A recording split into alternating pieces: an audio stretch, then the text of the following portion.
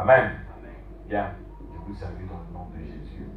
Bon, ce matin, nous allons finir avec le son de la trompette. Donc, si toi, tu n'étais pas là quand le son de la trompette a commencé à sonner, aujourd'hui, nous finissons avec ce son de la trompette. Vous savez, j'avais dit aux bien-aimés quand nous avons commencé cet enseignement, et vous savez, quand un chef se déplace, il y a toujours des signes avant-coureurs qui annoncent sa venue. Avant qu'il ne puisse être visible à tes yeux, tu verras des choses qui vont t'annoncer que un chef va passer ici. Hein?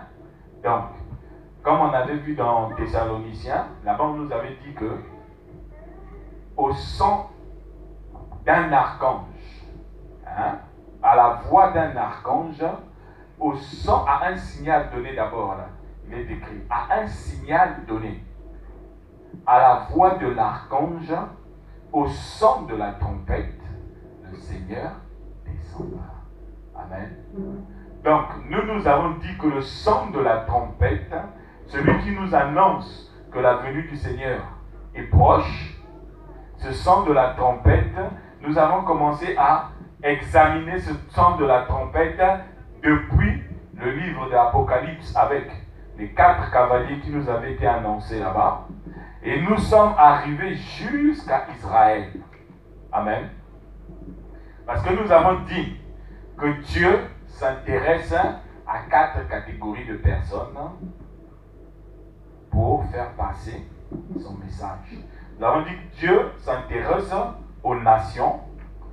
Ensuite, il s'intéresse à l'Église. Il s'intéresse à Israël.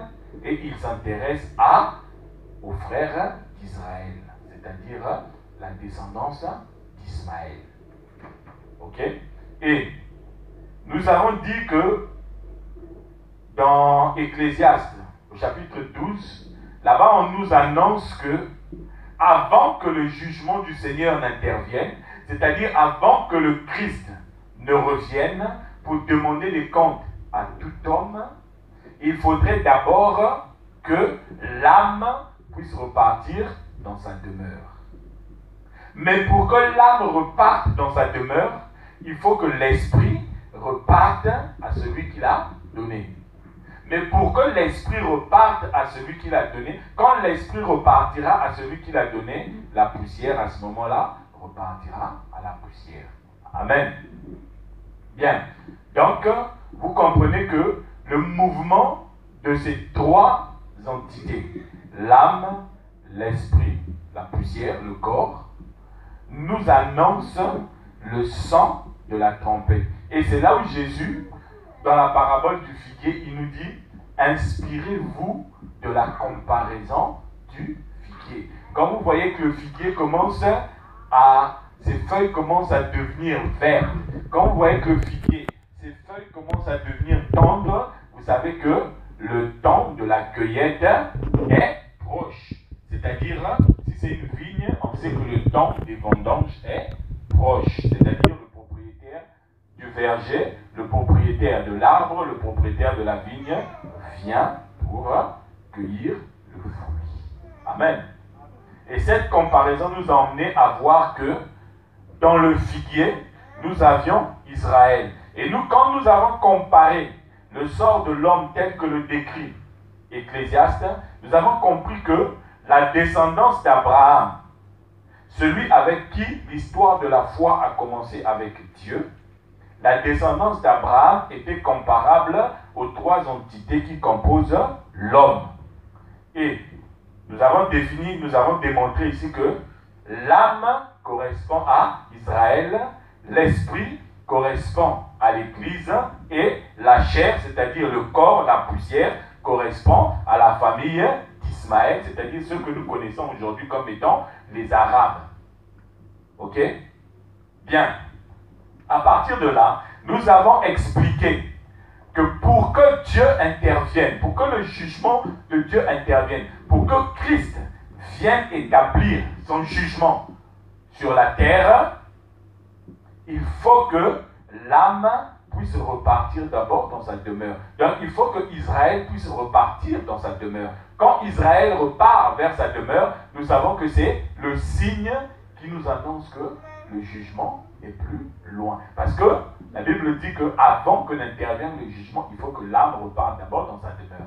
Et il continue en disant que mais pour que l'âme reparte vers sa demeure, il faut d'abord que la poussière reparte à la poussière. Et nous avons expliqué ici que la poussière, ce sont les frères d'Isaac.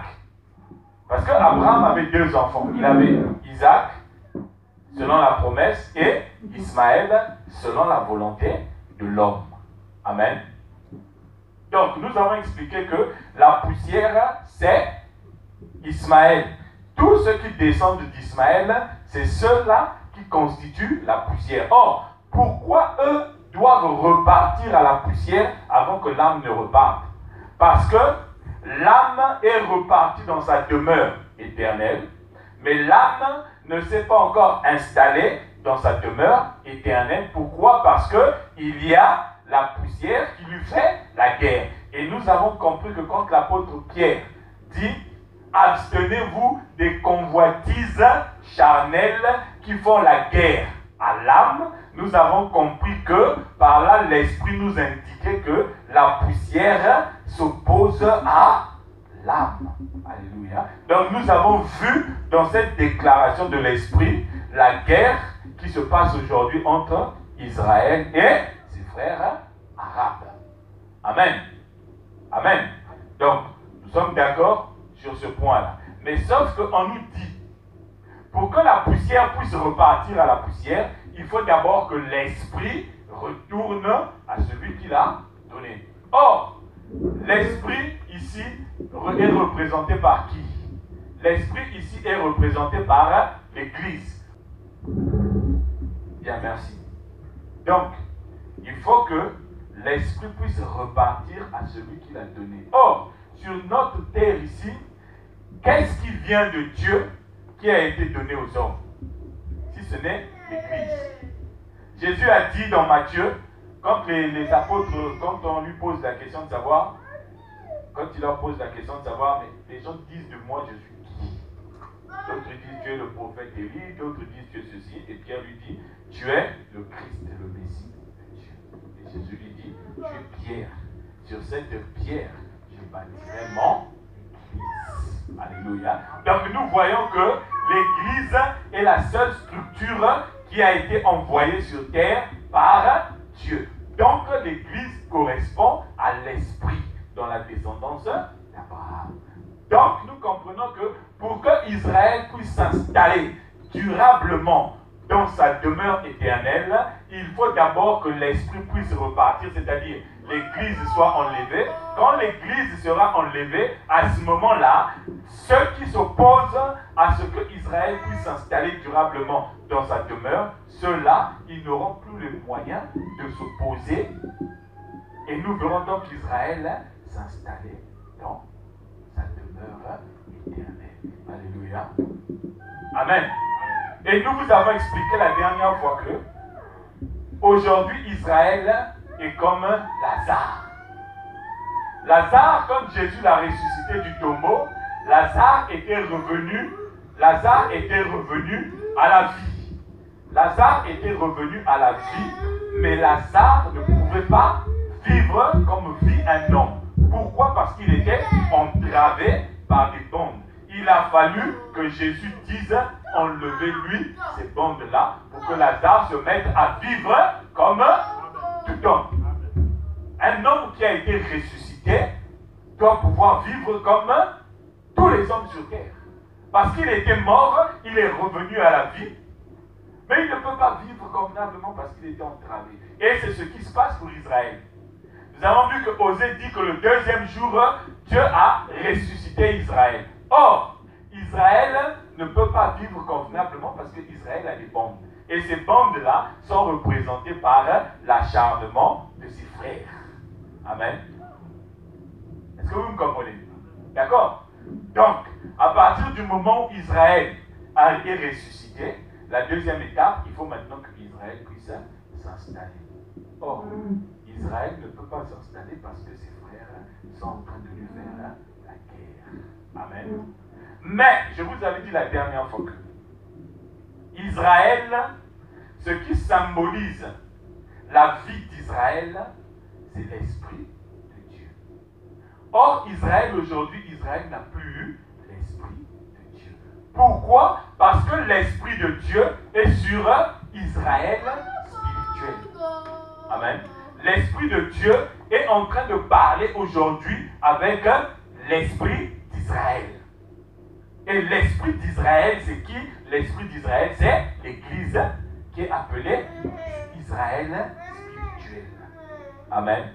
Donc, Israël terrestre aujourd'hui, ils n'ont plus accès à l'Esprit de Dieu parce qu'ils ont péché. La Bible dit dans Romains chapitre 3, verset 23, que tous ont péché et sont privés de la présence de Dieu. Or, je vous avais expliqué la dernière fois que quand la belle-fille de Élie a accouché, et quand on est venu annoncer à Élie la mort de ses enfants, ses deux fils, quand on a annoncé la mort de ses deux fils, Élie est tombé à la renverse, il est mort, et sa femme en état de choc, elle a accouché. Et quand elle a accouché, elle a appelé l'enfant comment? Elle a appelé l'enfant Ikabod, qui signifie la gloire de Dieu, la présence de Dieu est sortie d'Israël. Et la présence de Dieu qui est sortie d'Israël est allée où? Elle est allée sur toi et moi. Alléluia. Donc Dieu a dépouillé Israël de son esprit pour le mettre sur toi et sur moi. Mais pour que Israël retrouve l'esprit de Dieu, il faut que toi et moi, nous ne puissions plus être là. Est-ce que vous saisissez? Hein? Vous comprenez? Donc, aujourd'hui, quand vous êtes en train de voir Israël commencer à repartir dans sa demeure, il faut déjà vous dire que on est sur le point de libérer l'esprit pour que l'esprit reparte pour Israël. Parce que l'esprit, la présence de Dieu, donc Israël est symbolisé par quoi? Par le temple. Amen. Le temple à Jérusalem symbolise la présence de Dieu. Pourquoi? Parce que dans le temple, il y a l'arche de l'alliance. Amen.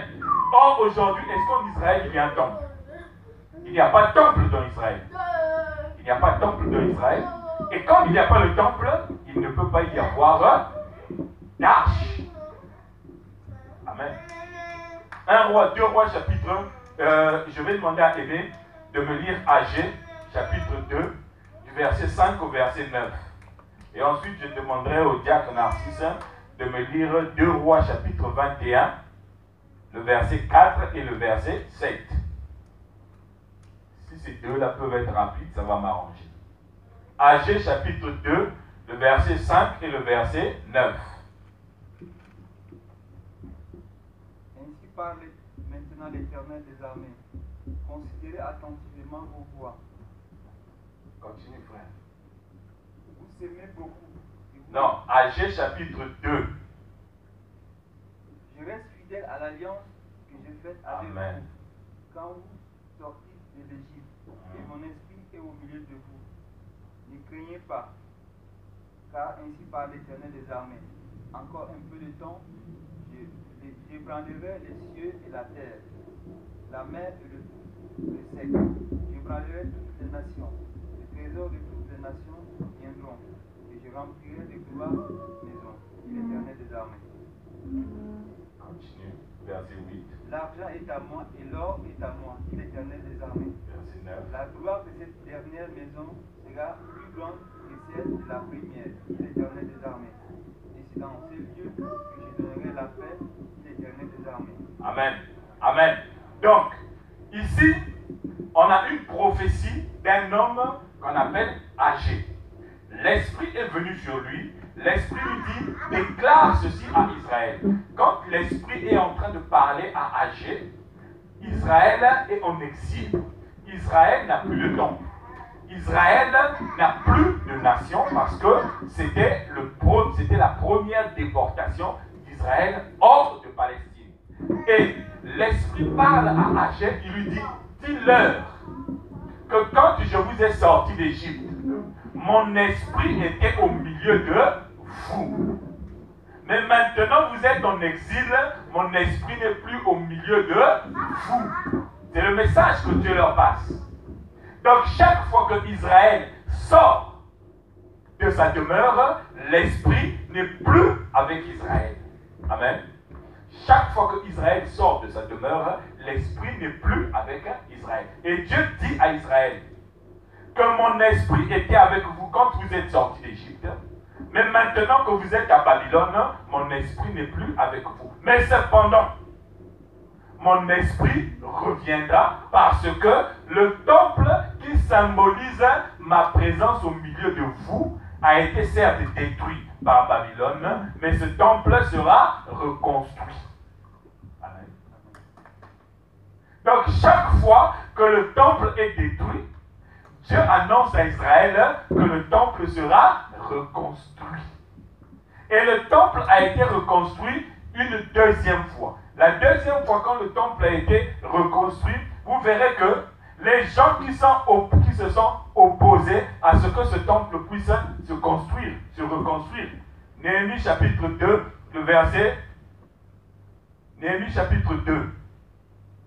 19, et Néhémie chapitre 4, le verset 7. Je lis. Écoutez bien, ceux qui sont en train de s'opposer à ce que le temple puisse être reconstruit pour la deuxième fois. Puisse être reconstruit plutôt pour la première fois. On nous dit, Sambala le Horonite, Tobia le serviteur ammonite, et Gershem l'arabe. Alléluia. Est-ce que l'apôtre Pierre a eu tort de dire que la chair fait la guerre à l'âme? Amen. Parce que ici vous avez un arabe. Parce que l'ammonite, ça signifie simplement le monde. Je vous avais expliqué que l'ammonite dans la Bible, ça signifie le monde. Maintenant, Moabite, c'est l'esprit du monde. Alléluia. Or, quand vous lirez que le Horonite là, il est descendant de la branche de Moab. C'est un arrière-petit-fils de Moab. Ouais. Donc vous avez le monde, l'esprit du monde qui s'est mélangé avec les Arabes pour s'opposer à ce que la présence de Dieu revienne en Israël. Et aujourd'hui, qu'est-ce que nous avons? Aujourd'hui, nous avons le monde et l'esprit du monde qui s'associent aux Arabes pour empêcher que le temple de Dieu puisse être reconstruit. Or que Dieu, quand il parle à Agé, il dit, dis-leur que le dernier temple, alléluia, s'il n'y en avait que 2 qui devaient être construits, Dieu n'est pas bête. Il aurait dit clairement que le second temple, la gloire du second temple sera plus grande que de la première maison. Amen. Mais Dieu dit ici, la gloire de la dernière maison. Parce qu'il savait que Israël, ce n'est pas une fois seulement que mon esprit partira de vous, mais c'est 2 fois. Amen. La première fois, l'esprit est parti contre le roi Nabucodonosor. Regardez. Quand vous regarderez, quand vous lirez les 2 derniers chapitres du livre de 2 rois ou de 2 chroniques, là-bas vous verrez qu'on nous dit que le roi Nabucodonosor, il a pris tout ce qu'il y avait dans le temple qui était en métaux, c'est-à-dire en métaux précieux. Est-ce que vous comprenez? Il a pris tout ce qu'il y avait dans le temple qui était fabriqué dans un métal précieux, c'est-à-dire l'or, l'argent, les reins. Vous comprenez? Et ça, il a emmené où? Il l'a emmené chez lui à Babylone. Et ça, en réalité, c'est Dieu qui vous annonce. C'est Dieu qui nous annonce que ce qui était chez Israël, il l'a pris et il l'a emmené vers vous. Alléluia. Parce que l'or, les métaux précieux, ça symbolise la divinité. Amen. L'arche était fabriquée avec de l'or. Donc ça voulait dire que l'arche était la représentation de la divinité. Hein? Est-ce que vous saisissez? Donc, quand le roi Nabucodonosor prend Dieu, on va dire ça, on va schématiser ça comme ça, Nabuchodonosor prend Dieu, il l'emmène à Babylone. Ça veut dire que Dieu quitte Israël qu'il a rejeté et Dieu vient vers le monde. C'est-à-dire toi et moi qui étions perdus, où chacun suivait sa propre voie. Quand il voulait être sorcier, il était sorcier. Quand il voulait être voleur, il était voleur. Quand il voulait être menteur, il était menteur. Mais Nabuchodonosor, en prenant le trésor du temple de la maison et en emmenant à Babylone, il te donnait la possibilité à toi de contempler l'agneau de Dieu qui ôte le péché du monde. Alléluia. Est-ce que vous me comprenez? Donc, Dieu promet à Israël que ce qui t'a été enlevé pour donner au monde, cela te sera rendu, mais à une condition. Il faut d'abord que ton esprit que j'ai créé puisse revenir vers moi. À ce moment-là, vous verrez le troisième temple être reconstruit à Israël. Vas-y frère, lis-moi 2 Rois, chapitre 21, verset 4 et le verset 7. Amen.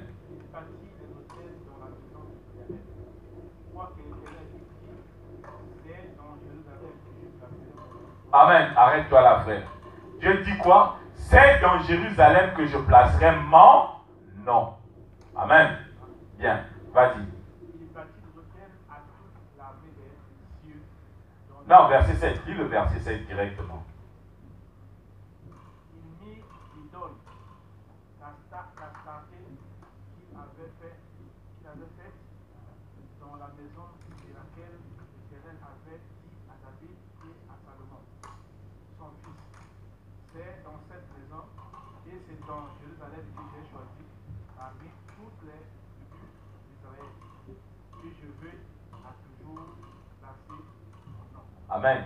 Donc on nous parle ici d'un roi qui a commencé à faire rentrer des images idoles dans le temple où Dieu avait dit que là, c'est là où je vais mettre mon nom. Il dit là, la maison là, c'est là où je mettrai mon nom, parce que cette maison est dans cette ville de Jérusalem que moi j'ai choisi. C'est là que je mettrai mon nom. Or, quand vous regardez le temple c'est quoi? Le temple, c'est l'ancêtre du tabernacle. Amen. Le temple, c'est l'ancêtre du tabernacle que Moïse avait dressé dans le désert. Avec le tabernacle, Israël partait à gauche, Israël partait à droite. Mais avec le temple, Israël était affermi sur un territoire, il ne bougeait plus. Amen. Et dans le temple, on avait les parvis, c'est-à-dire la cour extérieure, et on avait la maison elle-même où il y avait le lieu saint et le lieu très saint. Et c'est dans le lieu très saint qu'il y avait l'arche de l'alliance. Or, bien aimé, regardez-moi bien. Le tabernacle, c'est quoi? Le tabernacle, en réalité, c'est Jésus-Christ. Le véritable tabernacle, c'est Christ. Donc, c'est en Christ qu'il y a l'arche de l'alliance. Vous voyez? Donc, et c'est pourquoi je vous avais expliqué la dernière fois que quand les Juifs, Israël a dit, nous on préfère Barabbas, il faut crucifier Jésus. Ça voulait dire que eux, ils préfèrent l'idole. Vous pouvez détruire le temple. Alléluia. Parce que Jésus a dit, vous détruirez ce temple en 3 jours, je le rebâtirai. Il parlait de son propre corps. Et Hébreu, dans Hébreu chapitre 2, au verset 1, du verset 1 au verset 2, là-bas on nous explique que Christ est le véritable temple, le véritable tabernacle que Dieu a dressé, non pas avec les mains d'hommes, mais par lui-même. Donc c'est Christ-là qu'ils ont rejeté, et c'est ce Christ-là que le roi Nabuchodonosor a pris, puisque vous n'en voulez plus, moi je l'emmène vers ceux qui en ont besoin, ceux qui souffrent, ceux qui ont besoin d'être secourus par l'agneau de Dieu. Alléluia. Donc vous voyez que le nom que Dieu avait prévu de placer en Israël, c'était le nom de Jésus. Amen. Oui. Parce que dans l'arche symbolise ici là l'Esprit de Dieu. Maintenant, dans l'arche, il y avait quoi? Dans l'arche, il y avait les tables de la loi. Or, les tables de la loi, c'est quoi? Les tables de la loi, c'est simplement la parole de Dieu. Alléluia. Les tables de la loi, c'est la parole.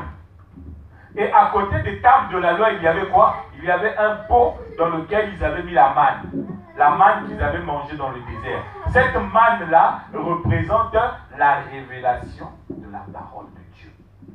Conformément à Psaume 119, verset 130, la révélation de ta parole est claire. Alléluia. Donc l'arche de Dieu, l'Esprit de Dieu contient la parole et la révélation de la parole. Alléluia. Et dans l'arche, il y avait encore quoi? Il y avait le bâton de Aaron qui avait fleuri. Ce bâton-là symbolise quoi? Ce bâton symbolise la puissance de la parole de Dieu. Amen. Donc Israël n'a plus la puissance de la parole de Dieu. Israël n'a plus la révélation de la parole de Dieu. Et Israël n'a plus la parole de Dieu. Amen. Mais Dieu pourtant a promis à Israël que ce nom va revenir. Mais pour que ce nom revienne, il faut d'abord ceux qui ont récupéré ce nom-là puissent partir. Pour que le véritable tabernacle puisse revenir sur vous. Parce qu'aujourd'hui, l'Esprit n'habite plus dans une maison qui a été érigée en Israël là-bas parce que cette maison n'existe plus. L'Esprit habite maintenant en toi. Alléluia. Si l'Esprit est capable d'empêcher que les gens s'opposent à ce qu'Israël puisse reconstruire la maison de Dieu, cet Esprit qui est en toi est capable d'empêcher tout ce qui peut nuire à ta vie. Alléluia. Amen. Parce que Israël attend l'Esprit. Israël attend la présence de Dieu. Pourquoi? Parce que la présence de Dieu va rassurer Israël sur la reconstruction du 3e temple. Alléluia. Mais nous, aujourd'hui, qui avons cet esprit, nous nous comportons comme des vulgaires rats. Nous nous comportons comme des vulgaires cafards. Vous vous rendez compte, bien-aimés? Cet esprit qui est en train d'empêcher que Israël ne puisse pas avoir sa maison, cet esprit est sur toi, parce que le jour où cet esprit va repartir de Israël, la poussière va se taire. Mais cet esprit est sur toi, bien-aimé. Mais cet esprit sur toi te fait trembler comme un cafard. Dès que tu entends parler d'une histoire de sorcellerie, cet esprit te fait trembler comme je ne sais pas quoi. Dès que tu entends que, voilà, là-bas on a dit, tant de personnes vont échouer. Mais la Bible dit dans 1 Corinthiens chapitre 3, verset 16. Vous êtes le temple de Dieu. Vous êtes la maison de Dieu. C'est vous, aujourd'hui, qui bénéficiez de la parole, de la révélation de la parole et de la puissance de la parole de Dieu. Alléluia. Mais quel usage vous en faites? Quel usage vous en faites? Israël a pris des idoles, ils sont venus faire rentrer là où Dieu avait dit que là, ma présence va reposer. Et Dieu a pris cet esprit, il est allé donner ailleurs. Toi aussi c'est pareil. Le jour où Dieu va constater que l'esprit qui habite en toi, tu préfères ne pas faire attention à cet esprit. Tu préfères faire attention à tes idoles. Les idoles qu'on appelle la peur. Les idoles qu'on appelle les angoisses. Les idoles qu'on appelle je ne sais pas quelle forme de négativité que tu es en train de former dans ta tête. Ce jour-là, Dieu va dire, c'est bon. Je pouvais récupérer mon esprit pour l'emmener ailleurs. Toi, tu iras en captivité. Alléluia. Tu iras en captivité et là-bas tu comprendras que choisir Barabbas, ce n'est pas la bonne solution. Alléluia. Choisir Barabbas, ce n'est pas la bonne solution. Amen. Donc il faut que l'esprit, maintenant qui habite en toi, puisse te quitter pour que tu puisses, pour que Israël puisse récupérer cet esprit. C'est là où l'apôtre Paul dit ceci. Il faut d'abord que dans Romains chapitre 11, il dit, il faut d'abord que la totalité des païens qui doivent être sauvés, c'est-à-dire la totalité de ceux qui, comme toi et moi, doivent être sauvés, quand toutes ces personnes-là seront rentrées, c'est-à-dire elles auront reçu l'esprit que Dieu avait réservé pour eux, quand il a pris l'arche dans la maison pour emmener à Babylone. Quand cet esprit-là sera rentré dans le nombre de païens qu'il connaît, amen. Quand il sera rentré dans le nombre de païens qu'il connaît, la porte va être fermée. Quand on fermera la porte, c'est pour dire, c'est bon, je les ai tous, tu peux les emmener. Alléluia. C'est bon, je les ai tous, tu peux les emmener. Et quand on va nous emmener, bien aimé, moi je sais que je serai dedans. Toi, je ne sais pas si tu seras dedans. Hein? Je n'ai pas encore reçu la révélation pour toi si tu seras dedans. Amen. Mais pour moi, j'ai la révélation que je serai dedans. Alléluia. Mais toi, je ne sais pas si tu seras dedans. Mais du moins, quand l'esprit les aura, parce que l'esprit est en train de compter aujourd'hui, bien aimé. L'esprit est en train de compter. Moi, je suis peut-être le 250 millième ou millionième sur qui devait venir tomber. Toi, je ne sais pas, tu es quel chiffre. Amen. Mais quand le dernier chiffre va arriver, l'esprit dira à Dieu, c'est bon, je les ai tous. Ils sont rentrés. Et à ce moment-là, Dieu les prendra. Il dit, c'est moi qui vous ai mis sur terre. C'est moi qui ai dit à Pierre que sur cette pierre je bâtirai mon église. C'est-à-dire vous là, maintenant que le nombre est atteint. Vous savez, c'est comme quand on construit une maison. Hein? Quand on construit une maison, le maçon il sait que si je veux une maison de... Ça fait à peu près 4 mètres, non bien aimé. Hein? Ça fait à peu près 4 mètres. 3 mètres, on va dire. Hein? Ça fait à peu près 3 mètres. Le maçon, il sait que je veux une maison de 3 mètres. Alors, pour avoir une maison de 3 mètres, il me faut mettre, on va dire, 8 rangées de briques, par exemple. Il dit, j'ai déjà posé la première rangée de briques, la deuxième rangée de briques, troisième. Quand il posera la 8e rangée de briques, est-ce qu'il doit encore ajouter quelque chose? C'est fini. Amen. Quand il aura posé la dernière rangée de briques, il dit, bon, j'ai fini la maison, j'ai plus rien d'autre à faire, maintenant je vais construire ailleurs. Alléluia. En train de poser la dernière rangée de briques. L'esprit est en train de poser la dernière rangée de briques. Quand il aura fini de poser cette rangée de briques-là, ça montrera qu'il a fini son œuvre. Il va prendre cette œuvre-là, il va la livrer à celui qui lui a donné l'ordre de construire. Et une fois qu'il aura fini de livrer, il ira maintenant construire ailleurs. Est-ce que vous avez déjà vu un maçon qui finit de construire une maison et puis il s'arrête? Il dit, bon, j'ai construit la maison de Salem, c'est bon, c'est fini, Salem m'a payé, c'est bon, c'est fini, moi, toute ma vie, tout ce que je voulais, c'était de construire seulement une maison pour Salem. Est-ce que vous avez déjà vu un maçon faire ça? Un maçon qui raisonne comme ça, je suis désolé pour vous, c'est pas un maçon. Alléluia. C'est pas un maçon. Si tu as un mari qui est maçon, qui raisonne comme ça, si tu as un frère qui est maçon, qui raisonne comme ça, il faut lui dire, frère, il faut chasser cet esprit-là parce que là, tu es foutu. Alléluia. Un maçon, quand il y a même des maçons parfois, il a un chantier ici, mais il y a un autre chantier là-bas. Toi, quand tu l'attends ici, il dit, je viens. Oh, qu'il est en train de travailler là-bas. Toi, tu es en train d'attendre qu'il vienne travailler. Voilà l'esprit du maçon bien-aimé. Alléluia. Mais le Saint-Esprit est quand même maçon. Il est en train de construire une maison spirituelle pour Dieu. Quand il aura fini de construire cette maison spirituelle, Israël spirituel, il va la livrer à Dieu. Et quand il aura livré à Dieu à ce moment-là, il repartira pour que puisse être construite la maison d'Israël. Alléluia. Alléluia. Est-ce que vous comprenez? C'est à ce moment-là que vous verrez maintenant que la poussière va repartir à la poussière. Parce que ça veut dire quoi que la poussière reparte à la poussière? Ça veut dire simplement qu'ils n'auront plus la possibilité d'exercer leur influence sur l'âme. Amen. À quel moment le corps ne peut plus exercer son influence sur l'âme d'une personne? À quel moment? Quand tu es mort. Vrai ou faux? Hein? Vrai ou faux, bien-aimé? Quand tu es mort, est-ce que ton corps peut encore te dire, ah, aujourd'hui j'ai envie de boire une bonne bière bien tapée là? Bien-aimé, si aujourd'hui on emmène quelqu'un aux pompes funèbres, on fait rentrer le corps, et si le corps se réveille, il dit, oh, apporte-moi une bière bien fraîche là. Bien aimé, si tu travailles aux pompes funèbres, hein, enlèves les habits calmement, tu te dépouilles tranquillement. Hein? Tu fais pas à pas derrière jusqu'à t'enfuir. Parce qu'un corps dont on dit qu'il est mort et qui a encore besoin de la pierre, il y a un problème. Alléluia. Il y a un problème.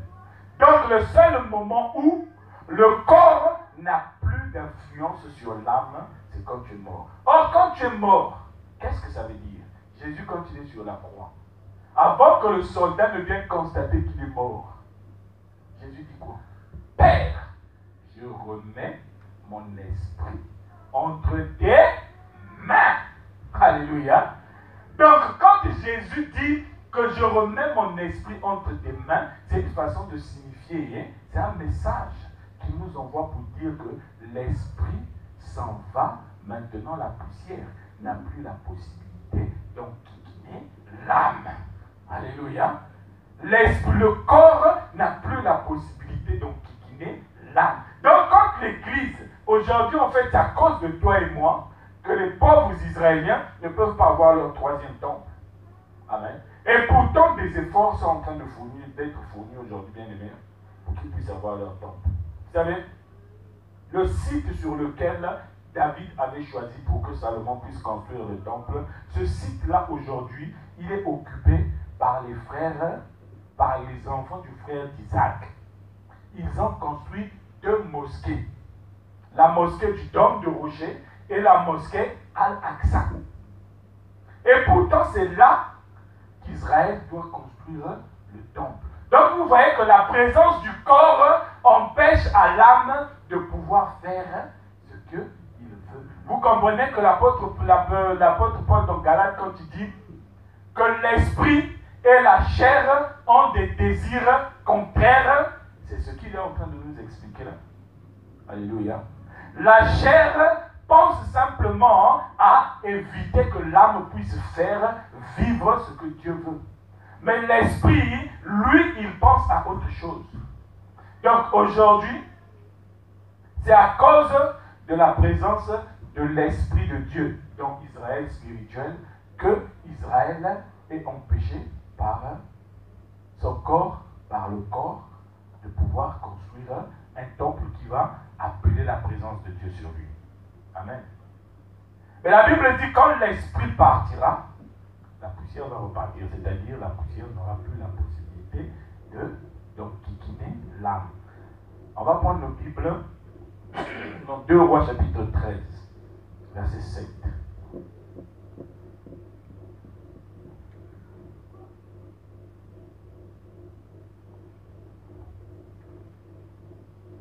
Deux Rois chapitre 13, verset 7. Je lis. De tout le peuple de Joachaz, l'Éternel ne lui avait laissé que 50 cavaliers, 10 chars et 10 000 hommes de pied. Car le roi de Syrie les avait fait périr et les avait rendus semblables à la poussière qu'on foule aux pieds. 2 Rois chapitre 13, verset 7. Alléluia. Ce sur quoi le roi Joachaz, il comptait pour s'opposer au roi de Syrie, Dieu l'a rendu semblable à de la poussière qu'on foule. Alléluia. C'est-à-dire à quelque chose qui ne sert plus à rien, qui ne peut plus s'opposer à qui que ce soit. Et c'est ça le sort qui attend la descendance d'Abraham par Israël. La Bible dit que la poussière repartira à la poussière. Regardez. Regardez. Je veux que vous puissiez à la maison. Hein. Quand vous serez à la maison, vous allez prendre, vous notez. Genèse chapitre 19, du verset 1 au verset 25. Et particulièrement, moi, c'est le verset 15 et le verset 16 qui vont m'intéresser. Genèse chapitre 19. Genèse chapitre 19. Vous prendrez du verset 1 au verset 5. Ça, c'est quand vous arriverez à la maison. Vous irez lire.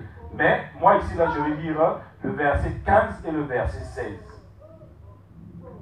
Dès l'aube du jour, les anges insistèrent auprès de Lot en disant: Lève-toi, prends ta femme et tes 2 filles qui se trouvent ici, de peur que tu ne périsses dans la ruine de la ville. Et comme il tardait, les hommes le saisirent par la main, lui, sa femme et ses 2 filles, car l'Éternel voulait l'épargner. Ils l'emmenèrent et le laissèrent hors de la ville. Amen. Regardez. À Sodome et à Gomorrhe devait s'opérer ce que nous sommes en train d'attendre aujourd'hui qui va s'opérer sur le monde. Or, à Sodome et à Gomorrhe, il y avait 4 types de personnes. Hein? Il y avait 4 types de personnes. La première personne, c'était qui? Lot. La deuxième personne, c'était qui? Les 2 filles de Lot. La troisième personne, c'était qui? La femme de Lot. Et la quatrième personne, c'était qui? C'était la population de Sodome et Gomorrhe. Amen. Est-ce que vous me comprenez? Hein? Or, quand Dieu vient pour juger Sodome et Gomorrhe, il est en train de s'intéresser à qui?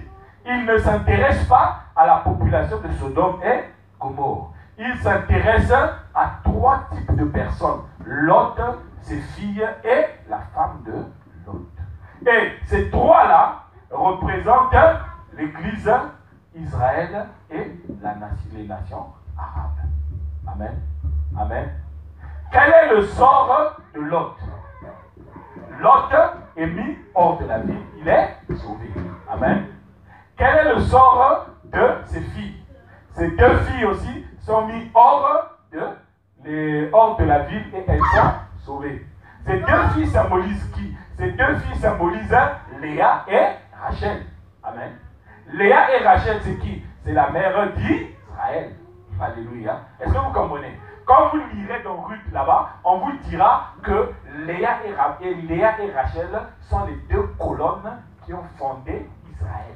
Donc les 2 filles de Lot à Sodome et à Gomorrhe, elles représentent Léa et Rachel qui sont les mamans, les 2 colonnes qui ont formé la nation d'Israël. Parce que Léa et Rachel ont eu les 12 patriarches. Et les 12 patriarches ont engendré Israël. Donc, quand l'apôtre Paul dit que tout Israël sera sauvé, c'est le geste que nous montre l'Esprit quand l'ange met dehors les 2 filles de Lot et Lot lui-même. Or, quand Lot marche, est-ce que Lot était derrière ses filles? Non, Lot était devant. Lot était devant, ses 2 filles derrière. Donc le premier à être mis hors de la ville, c'était qui? C'était Lot. Donc le premier à entrer dans le salut de Dieu, ça sera qui? L'Église. Alléluia. Et quand l'Église sera rentrée dans le salut de Dieu, après derrière viendra Israël, les 2 filles de Lot. Alléluia. Quand Israël va rentrer dans le salut, qu'est-ce qui va se passer? La femme de Lot qui représente maintenant ici là, la descendance d'Abraham par Ismaël, qu'est-ce qui se passe? Elle se transforme en statue de sel. Le sel, c'est quoi? C'est la poussière. Alléluia. Est-ce que vous avez compris? Hein? Pourquoi? Parce qu'elle s'est retournée pour regarder la population de Sodome et Gomorrhe qui était sur le point d'être détruite. Donc ça veut dire que se retourner là, c'est une alliance qu'elle est en train de signer avec les nations. Alléluia. Que vous comprenez? Or, nous avons vu dans Néhémie là-bas, tout à l'heure, nous avons vu que lesquels qui s'opposent à ce que le temple puisse être reconstruit, à ce que Jérusalem puisse être reconstruit. On a vu le Moabite, l'Ammonite et l'Arabe. Alléluia. Est-ce que vous comprenez? Vous comprenez maintenant que nous sommes en train de vivre des temps qui nous montrent que le Seigneur est proche. Amen. La femme de Lot se transforme en poussière parce que Genèse nous dit que la poussière, c'est la nourriture de Satan. Amen. Or, si Jésus vient pour accomplir le jugement de Dieu, la volonté de Dieu, Satan, lui, il a un autre objectif, c'est que sa volonté puisse s'accomplir sur la terre. Amen. Or, pour que sa volonté puisse s'accomplir sur la terre, il ne faut plus qu'il y ait des gens à qui Jésus a dit, voici, je vous donne le pouvoir de marcher sur toute la puissance de l'ennemi. À qui Jésus a donné ce pouvoir? À qui Jésus a donné le pouvoir de marcher sur toute la puissance de l'Église, si ce n'est pas l'Église? Alléluia. Jésus nous a donné le pouvoir de marcher sur toute la puissance de l'Église. Ça veut dire qu'aujourd'hui, nous empêchons Satan de pouvoir accomplir sa volonté au milieu des hommes. Mais une fois que toi et moi, nous ne serons plus là, eh bien tout le monde va redevenir poussière. Eh bien tout le monde va redevenir nourriture pour Satan. Amen. Ce n'est pas une invention, bien aimé, c'est une réalité. Parce que la Bible dit qu'aujourd'hui, le monde entier est dominé par le malin. Si le monde entier est dominé par le malin, toi et moi, nous ne sommes pas dominés par lui. Donc si Satan, si toi dans ta bouche tu as l'habitude de dire « Ah, Satan est fort, hein, Satan est fort, hein », sache que toi, tu n'es pas là où était l'eau. Parce que la Bible dit au commencement, quand Dieu a créé les cieux et la terre était informe et vide, et les ténèbres régnaient à la surface de la terre. Or, les ténèbres, c'est qui? Le prince des ténèbres, c'est qui? Le prince des ténèbres, c'est Satan. Donc, si les ténèbres règnent à la surface de la terre, ça veut dire que le prince des ténèbres règne aussi à la surface de la terre. Vrai ou faux? Hein? Si on dit aujourd'hui que les Salem règnent en France, bon, on ne sait pas si ça peut arriver. Dieu est souverain, alléluia. Si on dit qu'aujourd'hui les Salem règnent en France, donc ça veut dire que le chef des Salem, ça veut dire que c'est le chef des Salem qui règne sur la France. Vrai ou faux? Dans le jour où le chef des Salem va régner sur la France, bien aimé, il faudra venir lui embrasser les chaussures. Alléluia. Non, je rigole. Bien. Donc, puisque les ténèbres règnent à la surface de la terre, ça veut dire que le prince des ténèbres règne à la surface de la terre. C'est 1 Jean chapitre 5, verset 19. Le monde entier est dominé par le malin. Or, dans Genèse, on nous dit que l'Esprit de Dieu était là où il y avait quoi? Il y avait l'eau. L'Esprit de Dieu était à la surface des eaux. Alléluia. Vous comprenez? Donc, l'eau là, c'est la parole. Donc, partout où il y avait la parole, l'Esprit était présent pour empêcher que le prince des ténèbres puisse étendre sa domination, son influence sur toute la terre. Amen. Donc, l'Église, c'est cette portion de la terre qui résistait encore à la couverture totale des ténèbres parce que nous avons l'Esprit de Dieu et l'Esprit de Dieu, c'est la puissance de la parole de Dieu. Amen. Amen. Donc, l'Esprit de Dieu, c'est la puissance de la parole de Dieu. Donc, aujourd'hui, nous venons simplement pour montrer aux malins que c'est vrai que tu domines sur le monde, mais nous, le Seigneur nous a donné le pouvoir de marcher sur ta puissance. Donc, on peut aller même là où toi tu domines. Toi, tu ne peux pas venir chez nous, mais nous, on peut venir chez toi. Donc, toi, si tu laisses Satan rentrer dans ta maison, ça veut dire que toi, tu n'es pas capable d'aller là où lui se trouve. Alléluia. D'aller le chercher là où il se trouve, d'aller le déranger là où il se trouve. Amen. Amen. Est-ce que vous comprenez? Hein? Donc, bien aimé, il faut te donner de l'importance. Hein? En sachant que tu as l'Esprit de Dieu, il faut te donner de l'importance. Il ne faut pas te laisser bousculer par n'importe quoi. Alléluia. Vous comprenez? Bien. Maintenant, nous avons dit que quand l'esprit repart, le corps ne peut plus influencer l'âme. Or, quand le corps ne peut plus influencer l'âme, il repart à la poussière. Quand il repart à la poussière, c'est la femme de l'autre qui se transforme en statue de sel, c'est-à-dire elle est comme tout le monde. Hein? Comme les nations, elle devient comme ceux qui étaient à Sodome et Gomorrhe. Et quand elle devient comme ceux qui étaient à Sodome et Gomorrhe, ils ne peuvent plus s'opposer à ce que le troisième temple puisse être construit. Vous savez, j'ai des images chez moi à la maison, je vous les montrerai.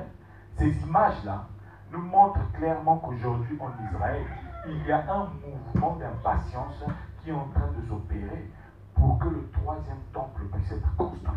Ils ont déjà des plans. Il y a déjà des architectes qui ont déjà tout arrangé par rapport à ce que disent les Écritures. Ils ont déjà le financement, ils ont déjà l'argent. Ils n'attendent que quelqu'un qui va venir dire, bon, les deux mosquées là, vous allez me les repousser un peu de 20 mètres au nord, là-bas ou au sud, hein, parce que je veux autoriser ces gars-là à reconstruire. Regardez, quand Israël était en train de reconstruire le temple, le deuxième temple, ils étaient en train de reconstruire Jérusalem. Nous avons vu que le monde, l'esprit du monde et leurs frères, les Arabes, se sont opposés. Or, qui est venu mettre fin à cette opposition-là? Esdras, chapitre 6, hein, du verset 6 au verset 12. On ne va pas lire ça. Hein.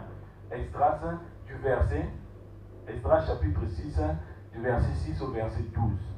Celui qui est venu mettre fin à la contestation, celui qui est venu mettre fin à la contestation de cette coalition pour que le temple et Israël ne puissent pas voir le jour, celui qui est venu mettre fin, c'est celui qui est venu mettre fin, c'est... Comment on l'appelle ce roi là, bien-aimé? Hein? Le roi qui est venu mettre fin à la contestation. Esdras. Ah, bien aimé, vous n'avez pas trouvé. Esdras chapitre 6. Oui. Non, lui c'est le gouverneur. Vous trouverez le nom de cette personne-là au chapitre, le premier verset de ce chapitre. Parce que là-bas il est écrit, alors le roi Darius. Hein? Donc c'est le roi Darius qui est venu, qui a dit, bien, maintenant je mets en place un édicte qui va permettre à ces gens de construire ce que leur Dieu leur a demandé de construire. Alléluia. Donc Darius, c'était qui? Darius, c'était l'empereur des Mèdes et les Perses. Les Mèdes et les Perses, c'est l'empire qui a pris place après Babylone. Amen. Donc, les Mèdes et les Perses ont pris place après l'empereur Babylone qui avait emmené l'arche de l'alliance à Babylone. Ils ont pris place et leur empereur, c'est-à-dire celui qui dominait sur toute la terre, il a sorti un décret comme quoi plus personne ne doit s'opposer à ce que ces gars-là puissent construire leur arche. Alléluia. Puissent construire le temple. Amen. Donc, plus personne ne doit s'opposer à ce que l'Esprit de Dieu puisse redescendre au milieu de ces gars-là. Pourquoi? Parce que l'Esprit de Dieu est là. C'est un peuple qui est mort. Amen. Vous comprenez, non? Vous me comprenez? Hein? Donc, aujourd'hui, Israël a besoin d'un Darius. Or, ce Darius-là, Jésus a parlé de ce Darius-là. Il lui a donné un nom de code. Le nom de code, c'est quoi? Le cavalier sur le cheval blanc. Amen. Donc, c'est le cavalier sur le cheval blanc qui va signer le décret pour que ceux qui ont rassemblé l'argent, ceux qui ont déjà les plans du temple, puissent reconstruire le troisième temple à Jérusalem. Pourquoi est-ce qu'il fait ça? 1 Thessaloniciens, 2 Thessaloniciens chapitre 2. Là, nous allons le lire. 2 Thessaloniciens chapitre 2.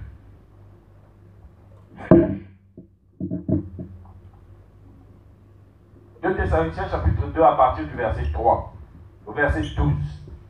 Je lis. Que personne ne vous séduise d'aucune manière. Ici, l'Esprit est en train de s'adresser à l'Église, c'est-à-dire à Israël spirituel. Que personne ne vous séduise d'aucune manière, car il faut que l'apostasie soit arrivée auparavant. L'apostasie, c'est quoi? L'apostasie, c'est le degré supérieur du péché, c'est-à-dire de ce qui s'oppose à Dieu. L'apostasie soit arrivée auparavant. Et qu'on ait vu paraître l'homme du péché, le fils de la perdition, l'adversaire qui s'élève au-dessus de tout ce qu'on appelle Dieu ou de ce qu'on adore, jusqu'à s'asseoir dans le temple de Dieu, se proclamant lui-même Dieu. Je m'arrête d'abord là. Jusqu'à s'asseoir où? Dans le temple de Dieu. Est-ce qu'aujourd'hui Dieu a un temple sur cette terre? Dieu n'a pas un temple physique sur cette terre. Est-ce que toi aujourd'hui qui es le temple de Dieu, l'homme du péché peut venir s'asseoir dans ton cœur? Impossible. Alléluia. Parce que la Bible dit que les ténèbres et la lumière ne cohabitent pas. Donc, si toi, l'homme du péché, viens s'asseoir sur ton temple, dans le temple que tu es, ça veut dire que, bien aimé, hein, tu n'es pas un temple. Amen. Ça veut dire que tu n'es pas un temple, tu as encore les ténèbres. Parce que la Bible dit que la lumière et les ténèbres ne peuvent pas cohabiter. Donc ici, là, le temple qu'il est question ici, ce n'est pas toi et moi. Le temple qu'il est question ici, c'est un temple physique. On nous dit que l'adversaire, l'homme du péché, va sortir, va s'élever et il viendra s'asseoir dans le temple. Quel temple? Le temple qu'aura reconstruit Israël. Le troisième temple, dans Agé dit, la gloire de ce dernier temple sera incomparable à celle du premier temple. Regardez bien, le premier temple, il a été construit il y a très longtemps. On n'utilisait même pas on n'utilisait pas ces choses-là, bien aimé. Hein? Mais aujourd'hui, si on construit un temple à Jérusalem, vous imaginez la technologie qu'on va mettre sur ce temple-là. Vous imaginez seulement comment ce temple va être par rapport à la technologie qui a avancé. Hein? Vous imaginez une seconde. Regardez les maisons. Allez dans un village. Regardez les maisons qui ont été construites dans ces villages. Hein? Vous pouvez demander seulement à votre grand-père de vous montrer la photo de la maison où il habitait, lui, il y a 100 ans. Et comparez cette photo-là avec les maisons que vous construisez aujourd'hui. Comparez cette photo-là. Et dites-moi si ces maisons là-bas sont comparables avec les maisons d'aujourd'hui. Hein? Les maisons d'aujourd'hui, vous avez même des gens qui vous mettent... Avant, vous savez avant, hein, ici en Europe, les gens, ils chauffaient la maison avec la bouse de vache. C'est-à-dire, hein, quand la vache a fait ses besoins, les gens rassemblent toute cette bouse-là et ils mettent dans la maison pour avoir le chauffage. Or qu'aujourd'hui, vous avez des gens qui se chauffent avec le soleil. Donc le soleil est en train de taper sa maison et dans la maison, il y a de la chaleur. Alléluia. Est-ce que vous pensez que c'est comparable? Donc la Bible dit que la gloire du premier temple là sera incomparable à la gloire de ce dernier temple. Le temple où l'homme de péché viendra s'asseoir pour dire que c'est moi Dieu que vous devez adorer. Alléluia. On continue. Ne vous souvenez-vous pas de ce que je vous ai dit, ces choses lorsque j'étais chez vous? Et maintenant vous savez ce qui le retient. Ce qui retient qui? L'homme de péché. Ce qui retient l'homme de péché d'apparaître. Ce qui retient le cavalier sur le cheval blanc d'Apocalypse. Ce qui le retient d'apparaître, c'est qui? Et maintenant, verset 6, et maintenant vous savez ce qui le retient, afin qu'il ne paraisse qu'en son temps. Car le mystère de l'iniquité agit déjà. Il faut seulement que celui qui le retient ait disparu. Et alors paraîtra l'impie que le Seigneur Jésus détruira par le souffle de sa bouche et qu'il anéantira par l'éclat de son avènement.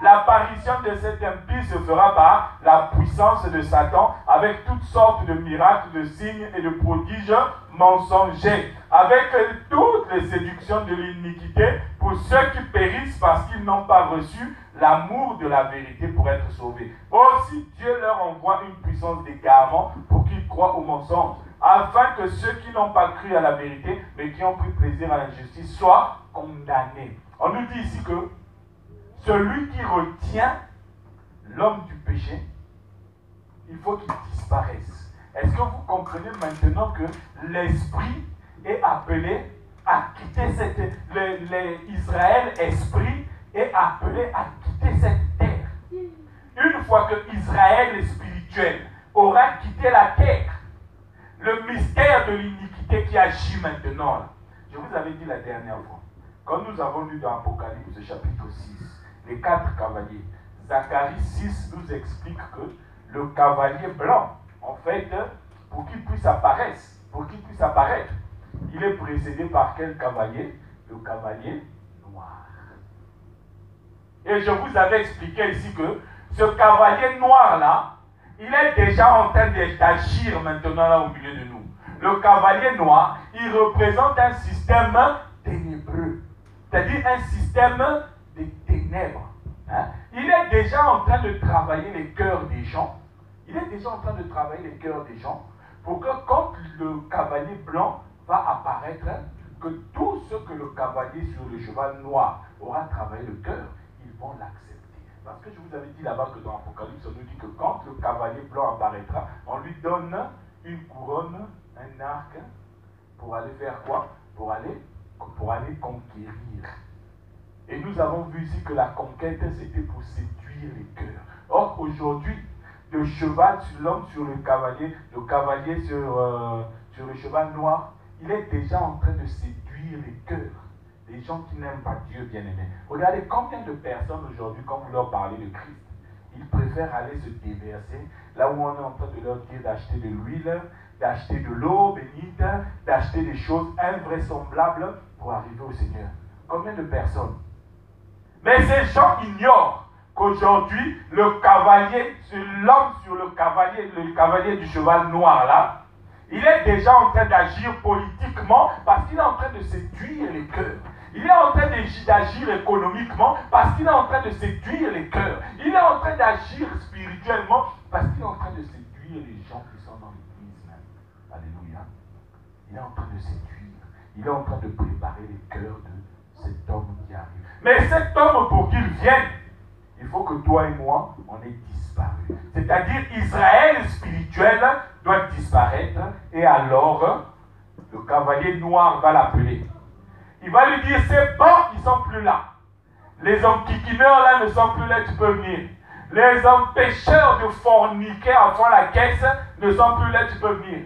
Les empêcheurs de voler à outrance ne sont plus là, tu peux venir. Les empêcheurs de massacrer à outrance ne sont plus là, tu peux venir. Vous savez bien aimé, je vous dis une chose, vous savez, quand tu te mets à genoux pour prier, hein, tu es en train de déclencher une alerte dans le monde spirituel. Quand tu te mets à genoux pour prier, mais quand je dis quand tu te mets à genoux pour prier sincèrement, pas quand tu te mets à genoux pour dire, ah Seigneur, je suis fatigué aujourd'hui. Non. Quand tu te mets à genoux pour prier, tu déclenches une alerte dans le monde spirituel. Alléluia. Et à cause de toi, Dieu met en branle l'armée des cieux. Vous vous souvenez d'Élisée, non? Élisée était entouré par l'armée du roi de Syrie. Quand il a dit à son serviteur, mais tu as peur de quoi? Oh Seigneur, ouvre-lui les yeux pour qu'il puisse voir. Quand Élisée a commencé à prier, il a déclenché l'alarme du ciel des cieux. Ceux qui étaient autour d'eux se sont retrouvés eux-mêmes entourés. Alléluia. Est-ce que vous comprenez? Bien aimé, quand tu pries, celui qui t'avait entouré, lui-même il va se retrouver entouré. Il viendra te voir pour te dire, ah, pardon, je ne vais plus recommencer. Parce que toi, tu as commencé à prier. Et c'est toi, Israël spirituel, qui aujourd'hui est en train d'empêcher au cheval noir d'appeler le cheval blanc. Or, il faut que toi tu partes pour que le cheval blanc vienne. Dieu a besoin de lui pour qu'il puisse signer le décret qui va permettre à Israël de reconstruire le troisième temple. Parce que la poussière ne servira plus à rien. Vous savez, Jésus est venu pour manifester, pour donner un corps à l'amour de Dieu pour ceux qui aiment Dieu. Hein? Vous êtes d'accord avec moi, non? C'est-à-dire Jésus a pris un corps humain, il lui a donné une forme pour que l'amour de Dieu puisse avoir une forme et que ceux qui aiment Dieu puissent voir cette forme.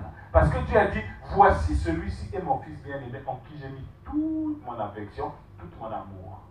Donc Christ est l'incarnation de l'amour de Dieu. Tous ceux qui aiment Dieu regardent Christ. Or, l'homme du péché, celui donc le mystère de l'iniquité est en train de préparer la venue. L'homme du péché, lui, il est l'incarnation de quoi? Lui, forcément, il est l'incarnation de ce qui est contraire à Christ. Or, ce qui est contraire à Christ, c'est quoi? C'est l'antichrist. Alléluia. Donc, comme il est l'incarnation de l'antichrist qui est contraire à Christ, alors ça veut dire que lui, il est la représentation de ce qui est opposé à Dieu. Or, ce qui est opposé à Dieu, c'est qui? C'est Satan. Son nom même signifie ennemi de Dieu. Alléluia. Donc, l'antichrist est la représentation matérielle de la haine de Satan envers Dieu. Donc, tous ceux qui n'aiment pas Dieu, ils vont regarder l'antichrist. C'est pourquoi ils resteront. Alléluia. C'est pourquoi la poussière retournera à la poussière. Parce que Israël, esprit, ne sera plus là. pour faire briller la lumière de Dieu. Alléluia. Donc tout le monde sera maintenant sous l'autorité de cet homme-là et ils pourront maintenant installer le temple pour Israël. Et Israël, en installant ce temple-là, Israël va se dire seulement Dieu a exaucé nos prières. Mais en réalité, Dieu va accomplir sa parole pour qu'Israël puisse être sauvé et en même temps qu'il puisse détruire tous ceux qui le haïssent. Alléluia. Hein? Vous vous souvenez, non? Dans la parabole des vignerons. Il envoie son fils, on le tue. Il dit, ok, vous avez même tué mon fils. Je vais venir et je vais m'occuper de vous. Alléluia. Mais pour votre chef, regardez votre chef qui ne m'aime pas. Il ne m'aime pas. Et vous, vous le suivez. Ça veut dire que vous ne m'aimez pas. Je vais le détruire et vous aussi, je vous détruis. À partir de ce moment-là, personne ne dira, ah Seigneur, moi je ne savais pas. Ah Seigneur, moi je ne savais pas. Il dira, vous avez vu celui-là, comment il me déteste. Il est venu s'asseoir dans mon temple, là où il y a mon nom, là où il y a ma présence. Il est venu pour vous. Vous savez bien, si quelqu'un vient rentrer dans ma maison, il me dit aujourd'hui, la bonne Salem, à partir d'aujourd'hui, cette maison est à moi, tes enfants c'est à moi. Je vais lui dire, bon d'accord, la maison tu prends. Tes enfants aussi c'est à moi, je dis, bon d'accord, prends. Mais quand tu me diras, ta femme je prends aussi. Alléluia. Ah, je vais dire mon cher, même si tu ressembles à Teddy Riner, non, aujourd'hui, hein, si ça tombe, ça tombe. Alléluia. Parce que, non, tu peux prendre la maison, tu peux prendre les enfants. Mais la femme bien-aimée, quoi? Je ne laisse pas. Là, il y a un musicien congolais qui chantait, il dit, la femme, elle ne se prête pas à la femme. Vous connaissez ça, non? Tu peux prêter la voiture, mais la femme, oh, quand l'homme du péché vient s'asseoir dans le temple, ça veut dire quoi? Ça veut dire qu'il vient pour s'asseoir, prendre la place du mari. Alléluia. Et ça, Dieu ne l'acceptera jamais. Amen. Dieu ne l'acceptera jamais. Et donc, à partir de là, vous verrez que le décret va être signé. Et quand le décret va être signé, bien aimé, commencez à comprendre que le Seigneur vient. Parce que la Bible dit que cet antichrist, l'homme de péché, il va être détruit par l'avènement du Seigneur. Or que l'avènement du Seigneur est précédé par le départ de l'Église. Alléluia. Alléluia. L'avènement du Seigneur est précédé par le départ de l'Église. Quand l'Église, l'Esprit retourne à celui qui l'a donné, sur terre, ici, là, ils font leur petite tambouille. Et celui qui a donné l'Esprit revient pour s'occuper d'eux. Amen. Amen. Amen, bien-aimé. Donc, quand tu as entendu ce message, quand tu as compris ce qui a été dit ici, vous savez, il y a un roi. Il y a un roi d'Israël.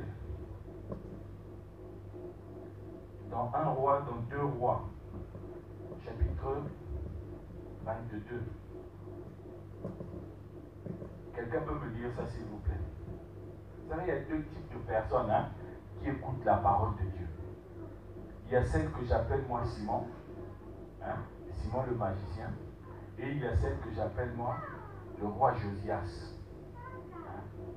Simon le magicien, quand il a écouté la parole de Dieu, en fait, ce qu'il a écouté, lui, ce n'était pas la parole de Dieu. Il a simplement vu les manifestations de la parole et il voulait donner de l'argent pour acheter ce qu'il avait vu, ce qu'il avait entendu.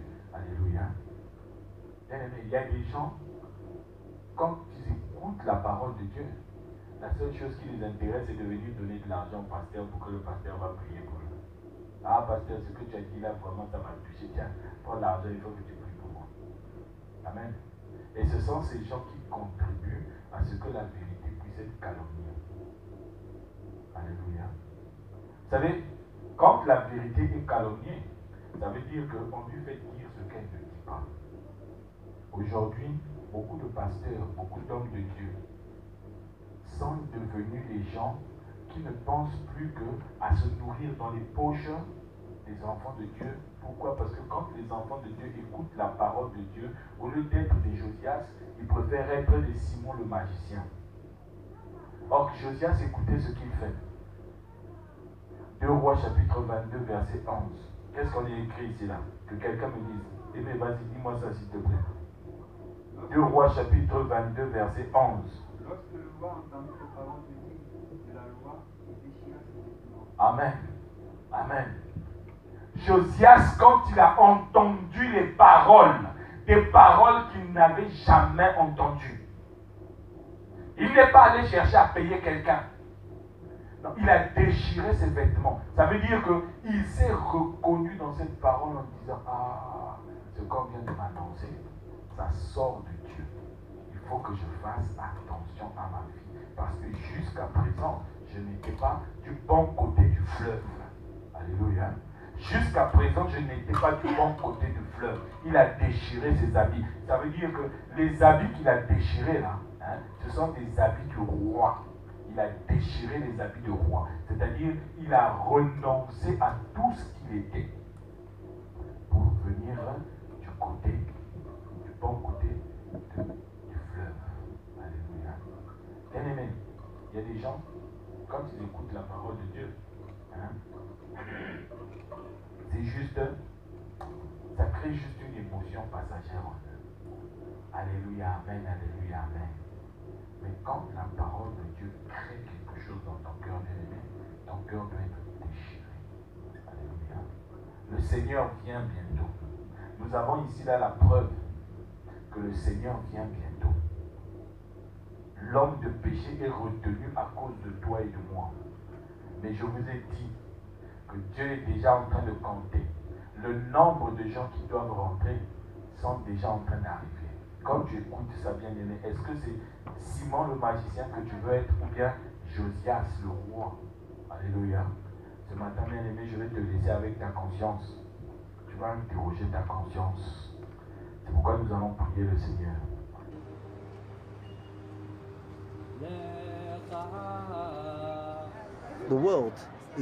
Il ne manque au monde qu'une seule chose, et c'est la maison de Dieu. Il est écrit en hébreu, « Car ma maison sera appelée une maison de prière pour toutes les nations. » Dieu nous l'a dit.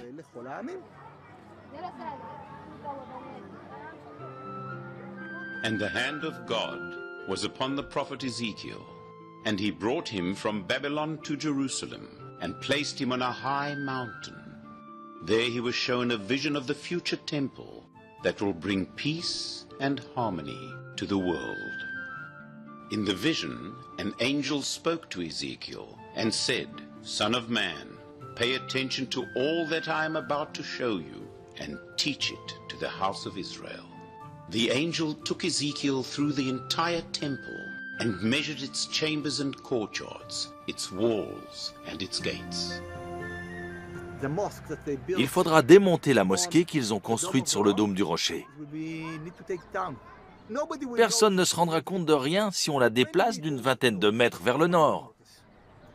C'est à cet emplacement que j'attends avec impatience de voir s'élever le temple. Existe-t-il un plan? Oui, tout est décrit dans les moindres détails. Les dimensions, la hauteur du temple, ce n'est pas nous qui décidons, tout est écrit. C'est écrit. Oui. Vous avez commencé à financer ce projet? Des personnes sont déjà en train d'organiser une collecte. Je suis en contact avec ces personnes. Elles ont déjà discuté avec des architectes. Elles ont parlé des plans et tout.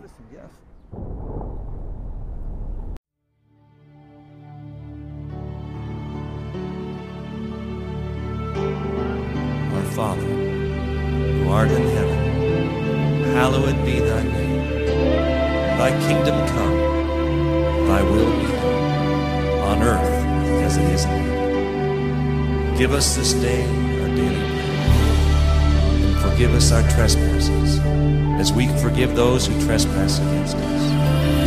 Lead us not into temptation, but deliver us from evil. For thine is the kingdom, and the power, and the glory, forever.